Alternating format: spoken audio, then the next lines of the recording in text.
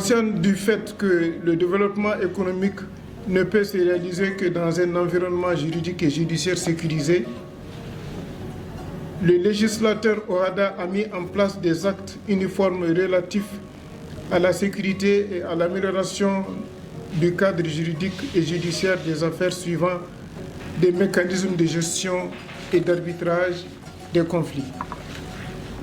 L'objectif étant de désengorger les juridictions étatiques, améliorer les activités économiques au plus grand souhait des investisseurs qui, aussi bien nationaux qu'étrangers, stimuler la croissance et croire de nouveaux pôles de développement en Afrique. C'est pour faire comprendre aux acteurs du monde des affaires qu'il est possible de régler les litiges d'affaires sans passer par les juridictions classiques étatiques, à travers certainement la médiation et l'arbitrage, des actes qui ont été mis en place par l'organisation supranationale qui est l'OHADA, qui a pris ces actes dans le cadre de l'amélioration du cadre juridique et judiciaire des affaires.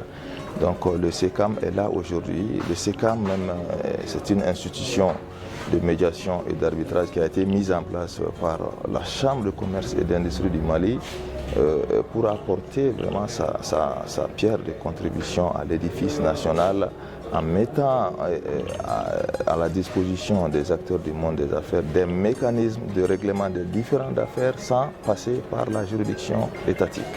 L'article 7 de la loi de création même de la Chambre de commerce lui permet de mettre en place cette structure. Bon, en fait, l'impact, c'est un impact à long terme parce qu'il faut comprendre que quand on dit conciliation déjà, bon, et puis arbitrage, ça veut dire que la prospérité des affaires. Sinon, s'il n'y a pas ça, chaque jour, il y a des petits problèmes entre les commerçants.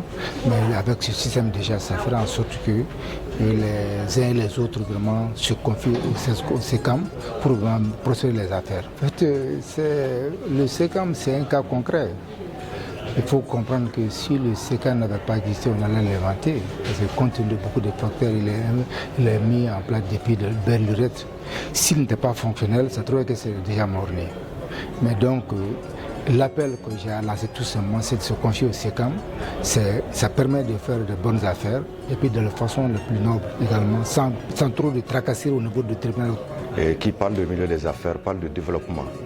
Et le centre de conciliation et d'arbitrage est une initiative de la Chambre de commerce et d'industrie du Mali que nous saluons pour avoir eu cette belle initiative qui concourt à la stabilité, à la paix sociale, qui parle de développement, parle de paix sociale. Aujourd'hui, Dieu merci, le Mali en a fortement besoin. Donc si on peut considérer quand même que l'économie est le poumon du développement, on peut espérer quand même que la paix est l'esprit du développement. Donc l'esprit qui nourrit ce développement.